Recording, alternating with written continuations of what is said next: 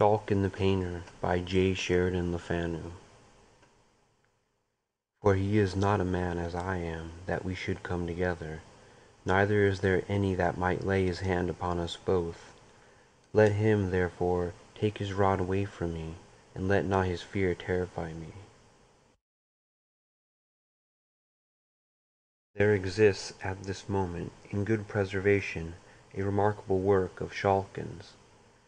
The curious management of its lights constitutes, as usual in his pieces, the chief apparent merit of the picture. I say apparent, for in its subject, and not in its handling, however exquisite, consists its real value. The picture represents the interior of what might be a chamber in some antique religious building, and its foreground is occupied by a female figure in a species of white robe, part of which is arranged so as to form a veil. The dress, however, is not that of any religious order. In her hand the figure bears a lamp, by which alone her figure and face are illuminated, and her features wear such an arch smile as well becomes a pretty woman when practicing some prankish roguery. In the background, and, excepting where the dim red light of an expiring fire serves to define the form, in total shadow, stands the figure of a man dressed in the old Flemish fashion, in an attitude of alarm, his hand being placed upon the hilt of his sword, which he appears to be in the act of drawing. There are some pictures which impress one, I know not how, with a conviction that they represent not the mere ideal shapes and combinations which have floated through the imagination of the artist, but scenes, faces, and situations which have actually existed. There is in that strange picture something that stamps it as the representation of a reality. And such in truth it is, for it faithfully records a remarkable and mysterious occurrence, and perpetuates in the face of the female figure, which occupies the most prominent place in the design, an accurate portrait of Rose Velderkaust, the niece of Gerard Dow, the first and, I believe, the only love of Godfrey Schalken. My great-grandfather knew the painter well, and from Schalken himself he learned the fearful story of the painting, and from him too he ultimately received the picture itself as a bequest. The story and the picture have become heirlooms in my family, and having described the latter, I shall, if you please, attempt to relate the tradition which has descended with the canvas. There are few forms on which the mantle of romance hangs more ungracefully than upon that of the uncouth Schalken. The boorish but most cunning worker in oils, whose pieces delight the critics of our day almost as much as his manners disgusted the refined of his own. And yet this man, so rude, so dogged, so slovenly, in the midst of his celebrity, had in his obscure but happier days played the hero in a wild romance of mystery and passion. When Schalken studied under the immortal Gerard Dow, he was a very young man, and in spite of his phlegmatic temperament, he at once fell over head and ears in love with the beautiful niece of his wealthy master.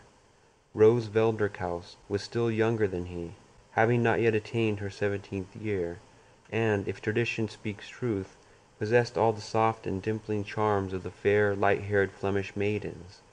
The young painter loved honestly and fervently. His frank adoration was rewarded. He declared his love, and extracted a faltering confession in return. He was the happiest and proudest painter in all Christendom. But there was somewhat to dash his elation. He was poor and undistinguished. He dared not ask old Gerard for the hand of his sweet ward. He must first win a reputation and a competence. There were, therefore, many dread uncertainties and cold days before him. He had to fight his way against sore odds. But he had won the heart of dear Rose Velderkaust, and that was half the battle. It is needless to say his exertions were redoubled, and his lasting celebrity proves that his industry was not unrewarded by success.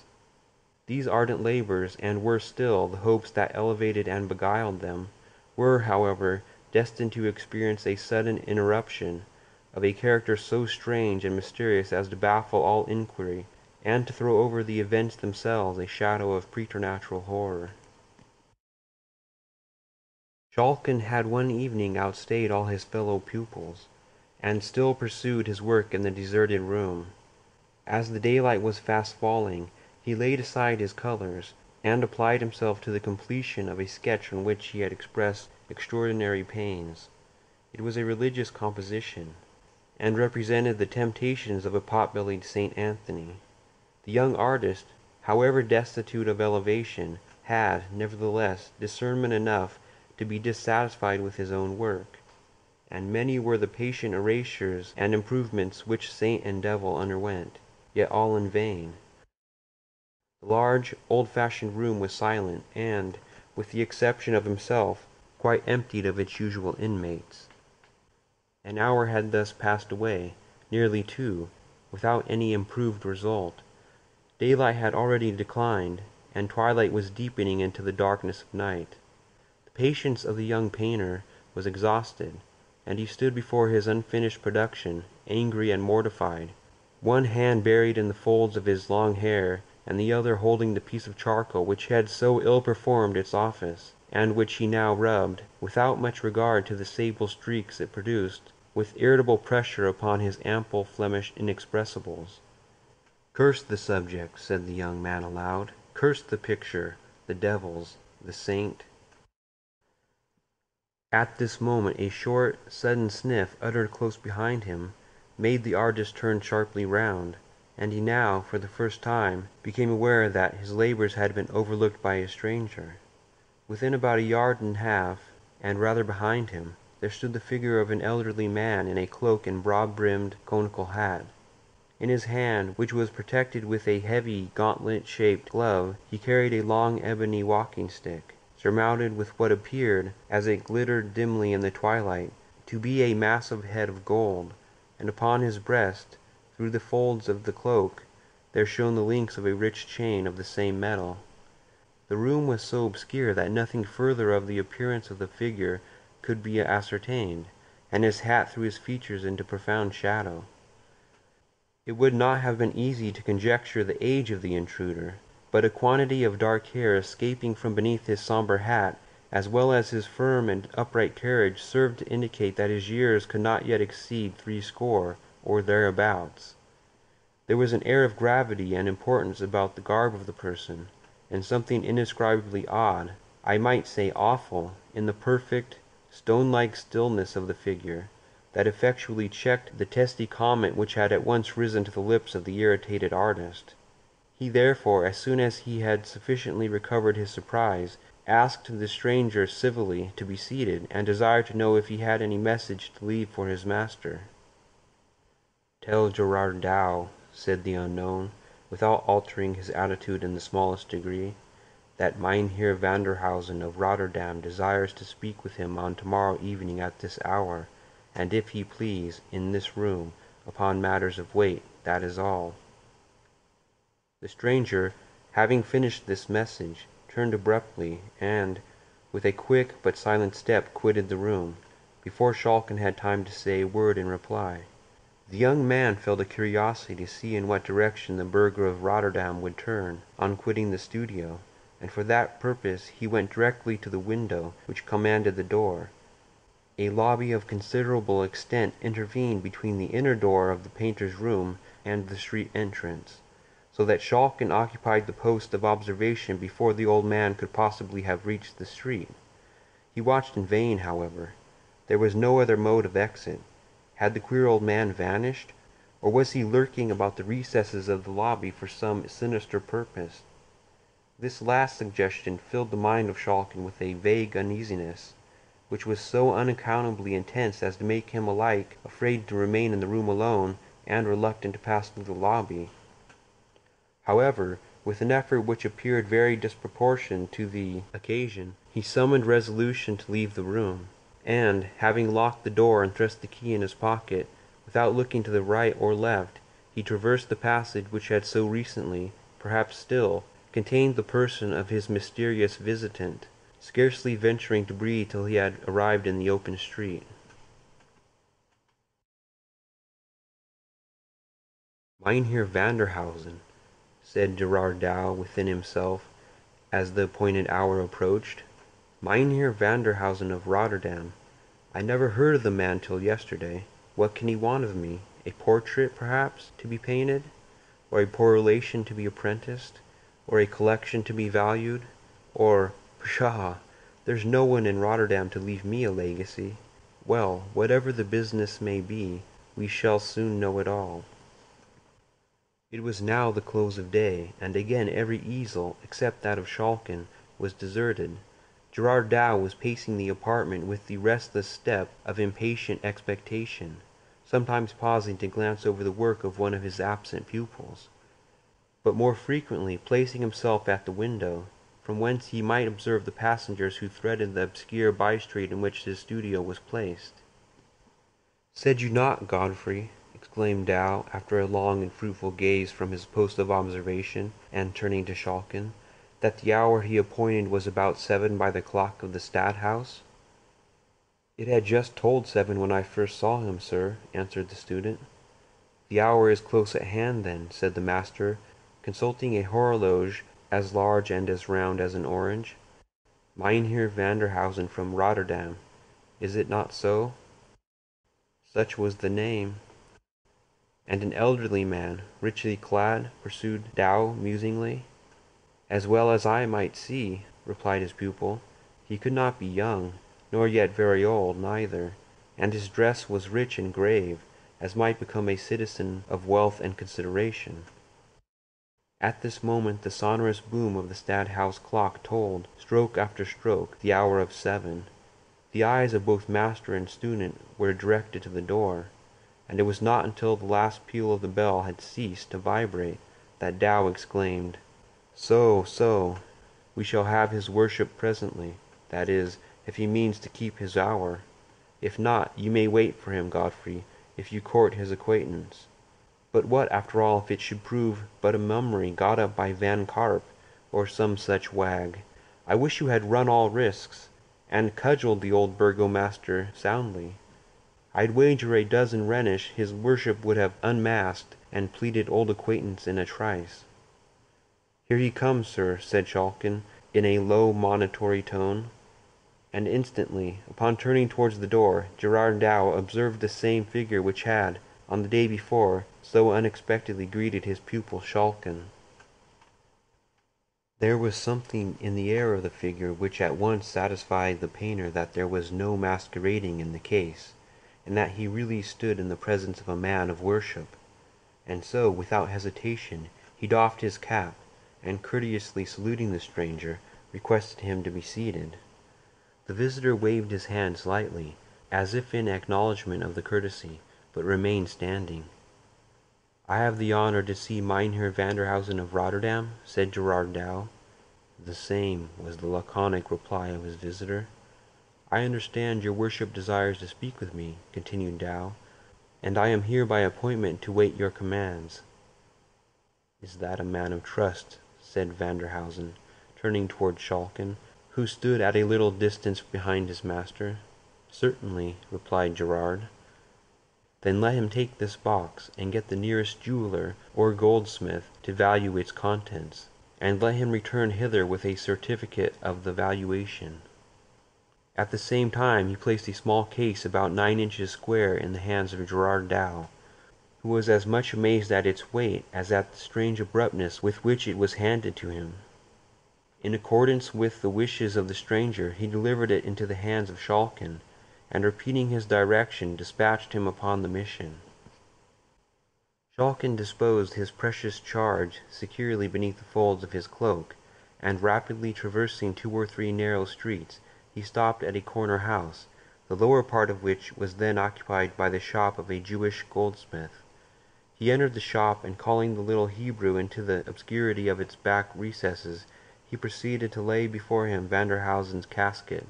On being examined by the light of a lamp, it appeared entirely cased with lead, the outer surface of which was much scraped and soiled, and nearly white with age.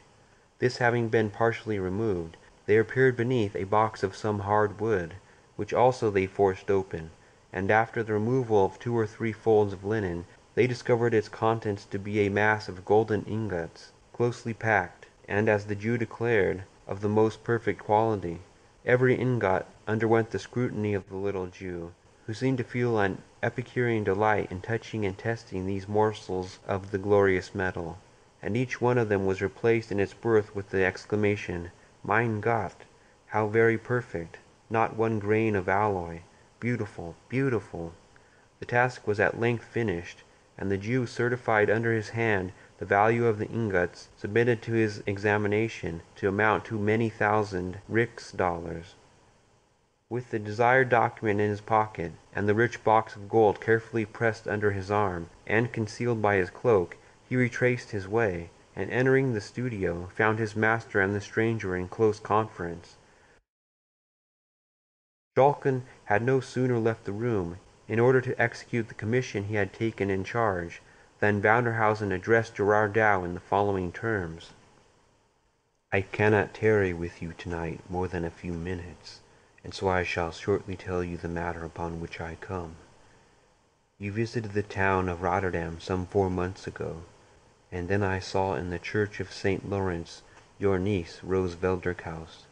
I desire to marry her, and if I satisfy you that I am wealthier than any husband you can dream of for her, I expect that you will forward my suit with your authority. If you approve my proposal, you must close with it here and now, for I cannot wait for calculations and delays."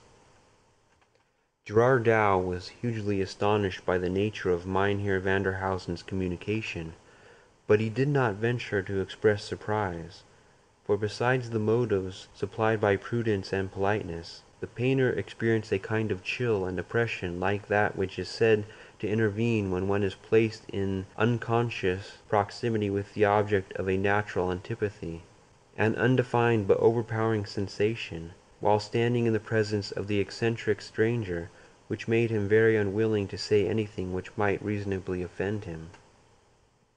"I have no doubt," said Gerard, after 2 or 3 prefatory hems, "that the alliance which you propose would prove alike advantageous and honorable to my niece, but you must be aware that she has a will of her own, and may not acquiesce in what we may design for her advantage."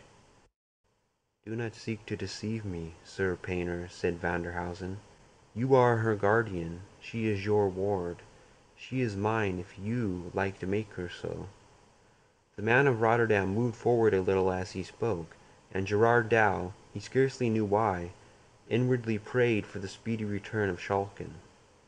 "I desire," said the mysterious gentleman, "to place in your hands at once an evidence of my wealth, and a security for my liberal dealing with your niece. The lad will return in a minute or two with a sum in value 5 times the fortune which she has a right to expect from her husband. This shall lie in your hands, together with her dowry, and you may apply the united sum as suits her interest best. It shall be all exclusively hers while she lives. Is that liberal?" Dow assented, and inwardly acknowledged that fortune had been extraordinarily kind to his niece. The stranger, he thought, must be both wealthy and generous, and such an offer was not to be despised, though made by a humorist, and one of no very prepossessing presence. Rose had not very high pretensions, for she had but a modest dowry, which she owed entirely to the generosity of her uncle. Neither had she had any right to raise exceptions on the score of birth, for her own origin was far from splendid, and as the other objections, Gerard resolved, and indeed, by the usages of the time, was warranted in resolving, not to listen to them for a moment. "Sir," said he, addressing the stranger, "your offer is liberal, and whatever hesitation I may feel in closing with it immediately, arises solely from my not having the honor of knowing anything of your family or station. Upon these points you can, of course, satisfy me without difficulty." "As to my respectability," said the stranger dryly, "you must take that for granted at present. Pester me with no inquiries. You can discover nothing more about me than I choose to make known. You shall have sufficient security for my respectability. My word, if you are honorable; if you are sordid, my gold." A testy old gentleman, thought Dow. He must have his own way, but, all things considered, I am not justified to declining his offer. I will not pledge myself unnecessarily, however. "You will not pledge yourself unnecessarily," said Vanderhausen, strangely uttering the very words which had just floated through the mind of his companion. "But you will do so if it is necessary, I presume, and I will show you that I consider it indispensable. If the gold I mean to leave in your hands satisfy you, and if you don't wish my proposal to be at once withdrawn, you must, before I leave this room, write your name to this engagement." Having thus spoken, he placed a paper in the hands of the master, the contents of which expressed an engagement entered into by Gerard Dow, to give to Wilken Vanderhausen of Rotterdam in marriage Rose Velderkaust, and so forth, within 1 week of the date thereof. While the painter was employed in reading this covenant, by the light of a twinkling oil lamp in the far wall of the room, Schalken, as we have stated, entered the studio, and having delivered the box and the valuation of the Jew into the hands of the stranger, he was about to retire, when Vanderhausen called to him to wait, and, presenting the case and the certificate to Gerard Dow, he paused in silence until he had satisfied himself, by an inspection of both, respecting the value of the pledge left in his hands. At length he said, "Are you content?" The painter said he would fain have another day to consider. "Not an hour," said the suitor apathetically. "Well then," said Dow, with a sore effort, "I am content. It is a bargain." "Then sign at once," said Vanderhausen, "for I am weary." At the same time he produced a small case of writing materials, and Gerard signed the important document. "Let this youth witness the covenant," said the old man, and Godfrey Schalken unconsciously attested the instrument which forever bereft him of his dear Rose Velderkaust. The compact being thus completed, the strange visitor folded up the paper and stowed it safely in an inner pocket. "I will visit you tomorrow night at 9 o'clock at your own house, Gerard Dow, and will see the object of our contract." And so saying, Wilken Vanderhausen moved stiffly but rapidly out of the room. Schalken, eager to resolve his doubts, had placed himself by the window, in order to watch the street entrance. But the experiment served only to support his suspicions, for the old man did not issue from the door.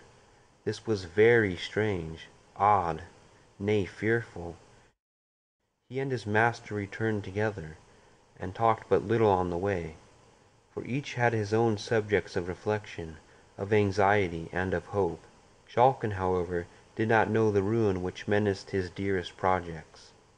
Gerard Dow knew nothing of the attachment which had sprung up between his pupil and his niece, and even if he had, it is doubtful whether he would have regarded its existence as any serious obstruction to the wishes of Mynheer Vanderhausen. Marriages were then and there matters of traffic and calculation, and it would have appeared as absurd in the eyes of the guardian to make a mutual attachment an essential element in a contract of the sort as it would have been to draw up his bonds and receipts in the language of romance. The painter, however, did not communicate to his niece the important step which he had taken in her behalf, a forbearance caused not by any anticipated opposition on her part, but solely by a ludicrous consciousness that if she were to ask him for a description of her destined bridegroom, he would be forced to confess that he had not once seen his face, and if called upon, would find it absolutely impossible to identify him. Upon the next day, Gerard Dow, after dinner, called his niece to him, and having scanned her person with an air of satisfaction, he took her hand, and looking upon her pretty innocent face with a smile of kindness, he said, "Rose, my girl, that face of yours will make your fortune." Rose blushed and smiled. Such faces and such tempers seldom go together, and when they do, the compound is a love charm. Few heads or hearts can resist. Trust me, you will soon be a bride, girl. But this is trifling, and I am pressed for time, so make ready the large room by 8 o'clock tonight, and give directions for supper at 9. I expect a friend, and observe me, child, do you trick yourself out handsomely. I will not have him think us poor or sluttish." With these words he left her, and took his way to the room in which his pupils worked. When the evening closed in, Gerard called Schalken, who was about to take his departure to his own obscure and comfortless lodgings, and asked him to come home and sup with Rose and Vanderhausen.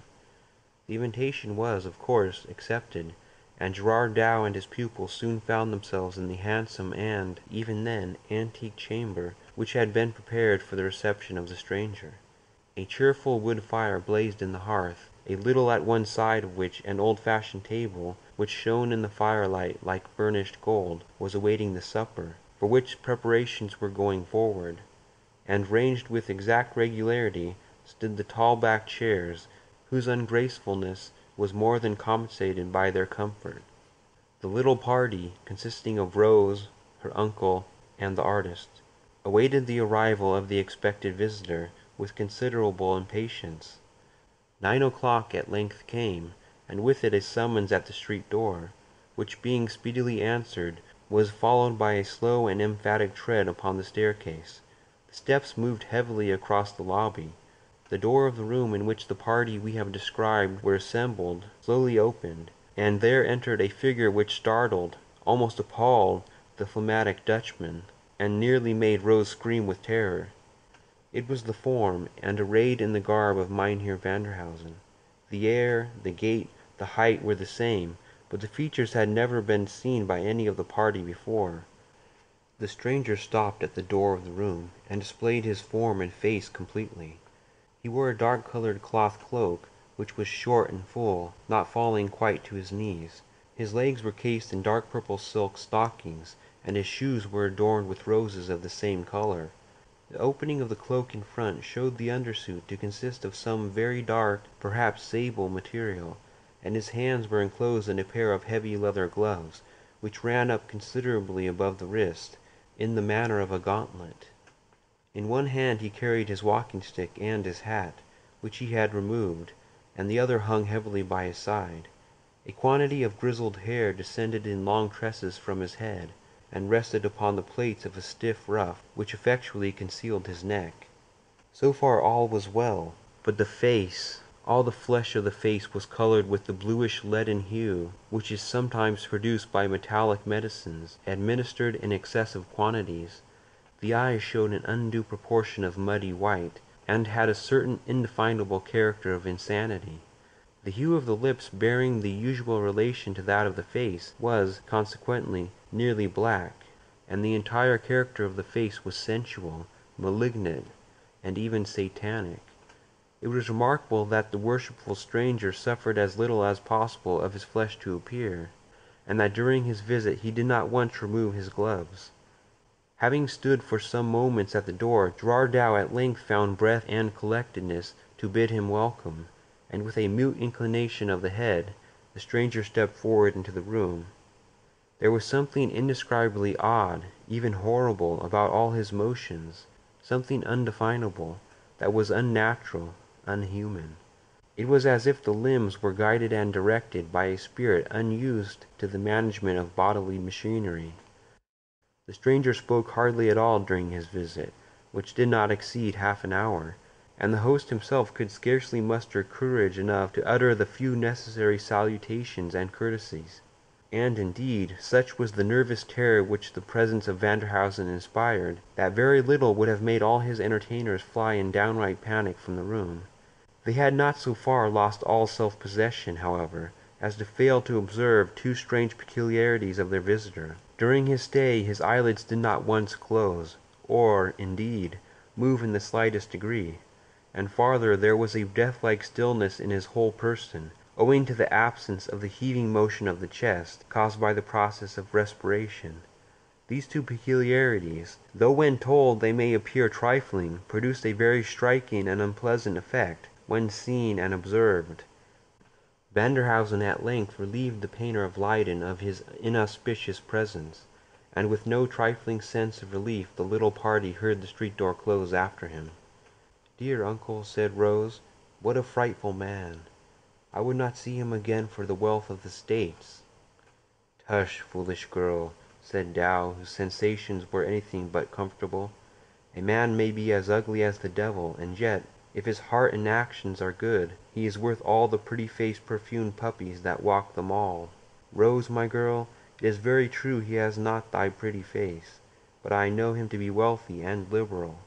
and were he 10 times more ugly, these two virtues would be enough to counterbalance all his deformity, and if not sufficient actually to alter the shape and hue of his features, at least enough to prevent one thinking them so much amiss. "Do you know, uncle," said Rose, "when I saw him standing at the door, I could not get it out of my head that I saw the old painted wooden figure that used to frighten me so much in the church of St. Lawrence at Rotterdam." Gerard laughed, though he could not help inwardly acknowledging the justness of the comparison. He was resolved, however, as far as he could, to check his niece's disposition to dilate upon the ugliness of her intended bridegroom, although he was not a little pleased, as well as puzzled, to observe that she appeared totally exempt from that mysterious dread of the stranger which, he could not disguise it from himself, considerably affected him, as also his pupil Godfrey Schalken. Early on the next day there arrived, from various quarters of the town, rich presents of silks, velvets, jewellery, and so forth, for Rose, and also a packet directed to Gerard Dow, which on being opened was found to contain a contract of marriage, formally drawn up, between Wilken Vanderhausen of the Boom Quay in Rotterdam and Rose Velderkaust of Leyden, niece to Gerard Dow, master in the art of painting, also of this same city, and containing engagements on the part of Vanderhausen to make settlements upon his bride, far more splendid than he had before led her guardian to believe likely, and which were to be secured to her use in the most unexceptionable manner possible, the money being placed in the hand of Gerard Dow himself. I have no sentimental scenes to describe, no cruelty of guardians, no magnanimity of wards, no agonies or transport of lovers. The record I have to make is one of sordidness, levity, and heartlessness. In less than a week after the first interview which we have just described, the contract of marriage was fulfilled, and Schalken saw the prize which he would have risked existence to secure, carried off in solemn pomp by his repulsive rival. For 2 or 3 days he absented himself from the school. He then returned and worked, if with less cheerfulness, with far more dogged resolution than before. The stimulus of love had given place to that of ambition. Months passed away, and, contrary to his expectation, and, indeed, to the direct promise of the parties, Gerard Dow heard nothing of his niece or her worshipful spouse. The interest of the money, which was to have been demanded in quarterly sums, lay unclaimed in his hands. He began to grow extremely uneasy. Mynheer Vanderhausen's direction in Rotterdam he was fully possessed of. After some irresolution he finally determined to journey thither, a trifling undertaking, and easily accomplished, and thus to satisfy himself of the safety and comfort of his ward, for whom he entertained an honest and strong affection. His search was in vain, however. No one in Rotterdam had ever heard of Mynheer Vanderhausen. Gerard Dow left not a house in the Boom Quay untried, but all in vain. No one could give him any information whatever regarding the object of his inquiry, and he was obliged to return to Leyden nothing wiser, and far more anxious than when he had left it. On his arrival he hastened to the establishment from which Vanderhausen had hired the lumbering, though, considering the times, most luxurious vehicle which the bridal party had employed to convey them to Rotterdam. From the driver of this machine he learned that, having proceeded by slow stages, they had late in the evening approached Rotterdam, but that before they entered the city, and while yet nearly a mile from it, a small party of men, soberly clad, and after the old fashion, with peaked beards and mustaches, standing in the center of the road, obstructed the further progress of the carriage.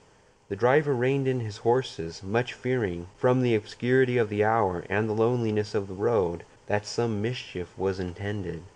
His fears were, however, somewhat allayed by his observing that these strange men carried a large litter of an antique shape, and which they immediately set down upon the pavement, whereupon the bridegroom, having opened the coach door from within, descended, and having assisted his bride to do likewise, led her, weeping bitterly, and wringing her hands, to the litter, which they both entered.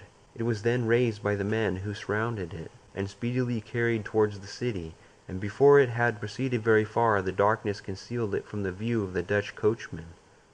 In the inside of the vehicle he found a purse, whose contents more than thrice paid the hire of the carriage and man.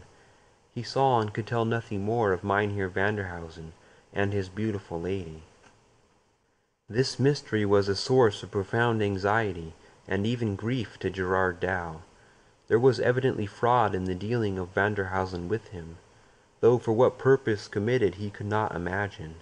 He greatly doubted how far it was possible for a man possessing such a countenance to be anything but a villain, and every day that passed without his hearing from or of his niece, instead of inducing him to forget his fears, on the contrary, tended more and more to aggravate them. The loss of her cheerful society tended also to depress his spirits, and in order to dispel the gloom which often crept upon his mind after his daily occupations were over, he was wont frequently to ask Schalken to accompany him home and share his otherwise solitary supper. One evening the painter and his pupil were sitting by the fire, having accomplished a comfortable meal, and had yielded to the silent and delicious melancholy of digestion, when their ruminations were disturbed by a loud sound at the street door, as if occasioned by some person rushing and scrambling vehemently against it. A domestic had run without delay to ascertain the cause of the disturbance, and they heard him twice or thrice interrogate the applicant for admission, but without eliciting any other answer but a sustained reiteration of sounds. They heard him then open the hall door, and immediately there followed a light and rapid tread on the staircase. Schalken advanced towards the door. It opened before he reached it, and Rose rushed into the room. She looked wild, fierce and haggard with terror and exhaustion, but her dress surprised them as much as even her unexpected appearance. It consisted of a kind of white woolen wrapper, made close about the neck, and descending to the very ground. It was much deranged and travel-soiled.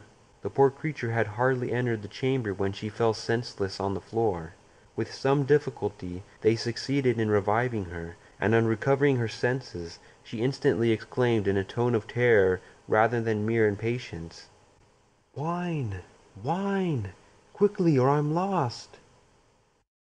Astonished and almost scared at the strange agitation in which the call was made, they at once administered to her wishes, and she drank some wine with a haste and eagerness which surprised them. She had hardly swallowed it when she exclaimed with the same urgency, "Food, for God's sake, food, at once, or I perish!" A considerable fragment of a roast joint was upon the table, and Schalken immediately began to cut some, but he was anticipated, for no sooner did she see it than she caught it, a more than mortal image of famine, and with her hands and even with her teeth she tore off the flesh and swallowed it. When the paroxysm of hunger had been a little appeased, she appeared on a sudden overcome with shame, or it may have been that other more agitating thoughts overpowered and scared her, for she began to weep bitterly and to wring her hands. "Oh, send for a minister of God," said she. "I am not safe till he comes. Send for him speedily." Gerard Dow dispatched a messenger instantly, and prevailed on his niece to allow him to surrender his bedchamber to her use. He also persuaded her to retire to it at once to rest. Her consent was extorted upon the condition that they would not leave her for a moment. "Oh, that the holy man were here," she said. "He can deliver me. The dead and the living can never be one. God has forbidden it." With these mysterious words she surrendered herself to their guidance, and they proceeded to the chamber which Gerard Dow had assigned to her use. Do not leave me for a moment," said she. "I am lost forever if you do." Gerard Dow's chamber was approached through a spacious apartment, which they were now about to enter.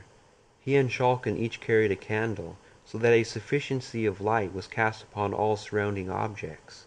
They were now entering the large chamber, which, as I have said, communicated with Dow's apartment, when Rose suddenly stopped, and, in a whisper which thrilled them both with horror, she said, "Oh God, he is here! He is here! See! See! There he goes!"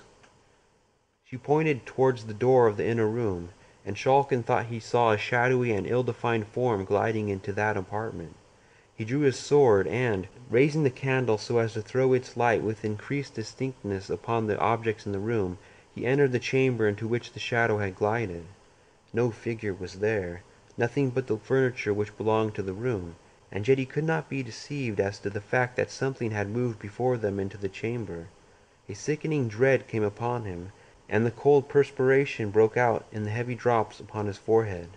Nor was he more composed when he heard the increased urgency and agony of entreaty with which Rose implored them not to leave her for a moment. "I saw him," said she. "He's here. I cannot be deceived. I know him. He's by me. He is with me. He's in the room. Then, for God's sake, as you would save me, do not stir from beside me." They at length prevailed upon her to lie down upon the bed, where she continued to urge them to stay by her. She frequently uttered incoherent sentences, repeating again and again, "The dead and the living cannot be one. God has forbidden it." And then again, "Rest to the wakeful, sleep to the sleepwalkers." These and such mysterious and broken sentences she continued to utter until the clergyman arrived.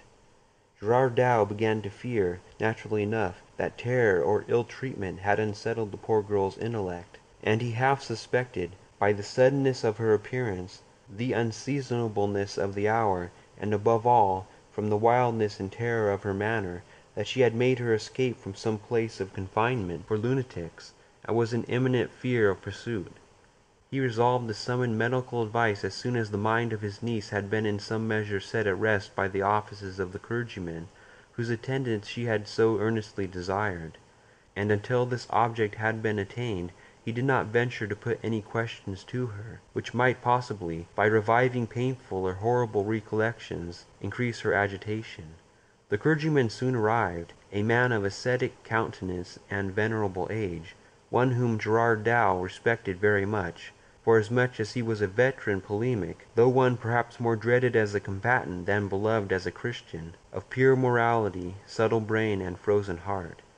He entered the chamber which communicated with that in which Rose reclined, and immediately on his arrival she requested him to pray for her, as for one who lay in the hands of Satan, and who could hope for deliverance only from heaven.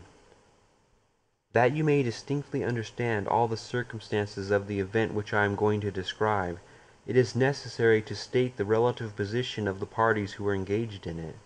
The old clergyman and Schalken were in the anteroom of which I have already spoken. Rose lay in the inner chamber, the door of which was open, and by the side of the bed, at her urgent desire, stood her guardian. A candle burned in the bedchamber, and 3 were lighted in the outer apartment. The old man cleared his voice as if about to commence, but before he had time to begin, a sudden gust of air blew out the candle which served to illuminate the room in which the poor girl lay, and she, with hurried alarm, exclaimed, "Godfrey, bring in another candle, the darkness is unsafe." Gerard Dow, forgetting for the moment her repeated injunctions, in the immediate impulse, stepped from the bedchamber into the other, in order to supply what she desired. "Oh God, do not go, dear uncle!" shrieked the unhappy girl, and at the same time she sprung from the bed, and darted after him, in order, by her grasp, to detain him. But the warning came too late, for scarcely had he passed the threshold, and hardly had his niece had time to utter the startling exclamation, when the door which divided the 2 rooms closed violently after him, as if swung by a strong blast of wind. Schalken and he both rushed to the door, but their united and desperate efforts could not avail so much as to shake it. Shriek after shriek burst from the inner chamber, with all the piercing loudness of despairing terror. Schalken and Dow applied every nerve to force upon the door, but all in vain. There was no sound of struggling from within, but the screams seemed to increase in loudness, and at the same time they heard the bolts of the lattice window withdrawn, and the window itself grated upon the sill as if thrown open. One last shriek, so long and piercing and agonized as to be scarcely human, swelled from the room, and suddenly there followed a death-like silence. A light step was heard crossing the floor, as if from the bed to the window, and almost at the same instant the door gave way, and, yielding to the pressure of the external applicants, nearly precipitated them into the room. It was empty. The window was open, and Schalken sprung to a chair and gazed out upon the street and canal below. He saw no form, but he saw, or thought he saw, the waters of the broad canal beneath settling ring after ring in heavy circles, as if a moment before disturbed by the submission of some ponderous body. No trace of Rose was ever after found, nor was anything certain respecting her mysterious wooer discovered or even suspected. No clue, whereby to trace the intricacies of the labyrinth and to arrive at its solution, presented itself. But an incident occurred, which, though it will not be received by our rational readers in lieu of evidence, produced nevertheless a strong and a lasting impression upon the mind of Schalken. Many years after the events which we have detailed, Schalken, then residing far away, received an intimation of his father's death, and of his intended burial upon a fixed day in the church of Rotterdam. It was necessary that a very considerable journey should be performed by the funeral procession, which, as it will be readily believed, was not very numerously attended. Schalken with difficulty arrived in Rotterdam late in the day upon which the funeral was appointed to take place. It had not then arrived. Evening closed in, and still it did not appear. Schalken strolled down to the church. He found it open. Notice of the arrival of the funeral had been given, and the vault in which the body was to be laid had been opened.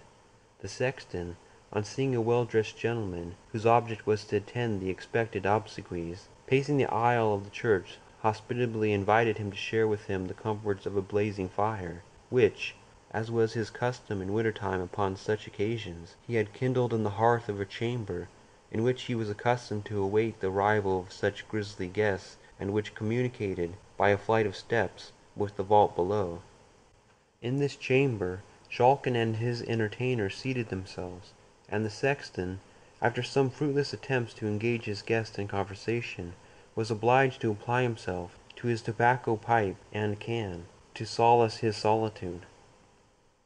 In spite of his grief and cares, the fatigues of a rapid journey of nearly 40 hours gradually overcame the mind and body of Godfrey Schalken, and he sank into a deep sleep, from which he awakened by someone's shaking him gently by the shoulder. He first thought that the old sexton had called him, but he was no longer in the room. He roused himself, and as soon as he could clearly see what was around him, he perceived a female form, clothed in a kind of light robe of white, part of which was so disposed as to form a veil, and in her hand she carried a lamp. She was moving rather away from him, in the direction of the flight of steps which conducted towards the vaults. Schalken felt a vague alarm at the sight of this figure, and at the same time an irresistible impulse to follow its guidance. He followed it towards the vaults, but when it reached the head of the stairs he paused.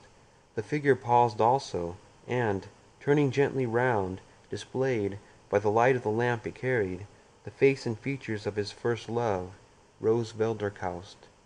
There was nothing horrible, or even sad, in the countenance. On the contrary, it wore the same arch smile which used to enchant the artist long before in his happy days. A feeling of awe and interest, too intense to be resisted, prompted him to follow the spectre, if spectre it were. She descended the stairs. He followed, and turning to the left, through a narrow passage, she led him, to his infinite surprise, into what appeared to be an old-fashioned Dutch apartment, such as the pictures of Gerard Dow have served to immortalize. Abundance of costly antique furniture was disposed about the room, and in one corner stood a four-post bed, with heavy black cloth curtains around it. The figure frequently turned towards him with the same arch smile, and when she came to the side of the bed she drew the curtains, and, by the light of the lamp, which she held towards its contents, she disclosed to the horror-stricken painter, sitting bolt upright in the bed, the livid and demoniac form of Vanderhausen.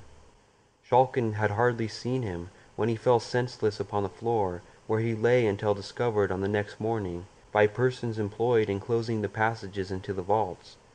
He was lying in a cell of considerable size, which had not been disturbed for a long time, and he had fallen beside a large coffin, which was supported upon small pillars, a security against the attacks of vermin. To his dying day Schalken was satisfied of the reality of the vision which he had witnessed, and he has left behind him a curious evidence of the impression which it wrought upon his fancy, in a painting executed shortly after the event I have narrated, and which is valuable as exhibiting not only the peculiarities which have made Schalken's pictures sought after, but even more so, as presenting a portrait of his early love, Rose Velderkaust, whose mysterious fate must always remain matter of speculation. End of Schalken the Painter by J. Sheridan the Fanu.